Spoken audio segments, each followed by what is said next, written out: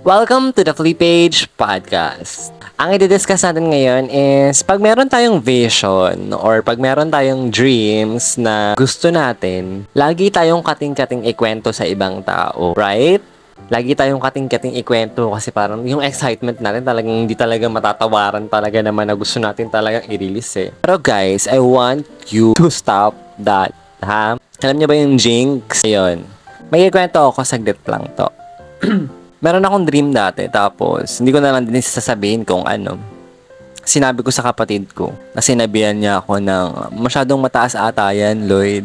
Pero hindi ko siya masisisi kasi nga baka nga gusto niya lang i-control yung expectations ko na about gano'n. Just doon ko na-realize na okay, kaya mataas para sa kanila yung dream na yon is because hindi pinakita sa kanila ni Lord yon. And then meron akong napanood, hindi ko na lang din alam kung ano yon. Nakalimutan ko na lang din kung ano yun. San sabi doon sa napanood ko is huwag mo ikikwento sa ibang tao yung dreams mo or yung vision mo kasi hindi naman yan pinakita sa kanila ni Lord.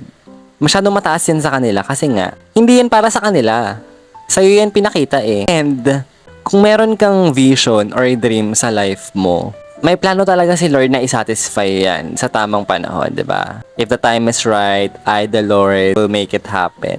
And kung ikikwento mo yan sa kanila, sabihan ka nila, pwedeng ma-jinx yan or masasabihan ka pa na ambisyosa kasi nga 'di ba? Pwedeng i-compare nila yung estado mo ngayon or yung circumstances mo ngayon dun sa pangarap mo na masyadong malayo and masyadong malaki yun sa kanila. Kaya if ever na may dream kayo sa life or kung meron kayong na-foresee na 'di ba kakahinat na ng buhay nyo is sa inyo na lang muna yun, guys. Huwag nyo na muna ikwento yun sa ibang tao kasi para hindi rin maala yung energy nyo, yung hindi kasi pag nasabihan ka pa na kung ano-ano ng ibang tao, baka bumaba pa yung energy mo, hindi mo pa matupad, right? Yun yung tinatawag na jinx sa tinatawag kasi nga mapanghihinaan ka ng loob. So, sa'yo na lang muna yan, yung dream mo na yan, and huwag mo na lang muna din ikikwento yan sa ibang tao, right?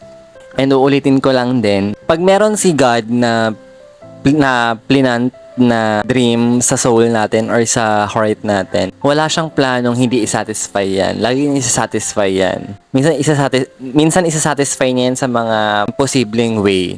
Yung hindi natin maiisip. Kaya may prayer ako minsan na ang sinasabi ko is, napanood ko to kay Tony G eh.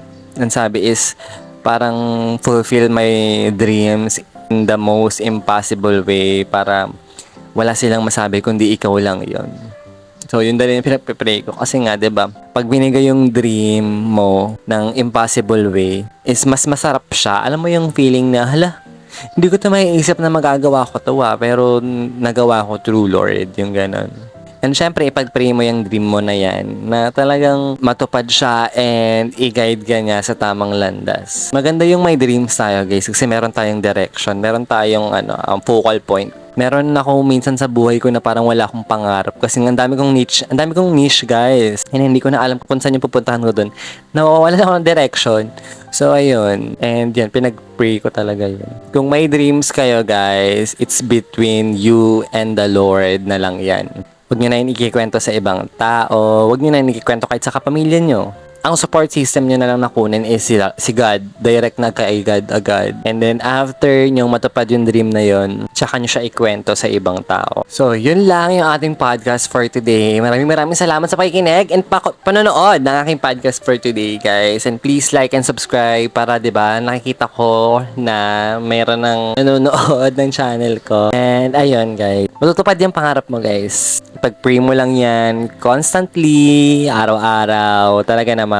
And kumilos ka, ha? Kumilos ka one day at a time and magugulat ka isang araw. Nasa harapan mo na yung pangarap mo. Maraming salamat ulit sa pakikinig at panonood ng aking podcast and ingat ka palagi. Bye-bye!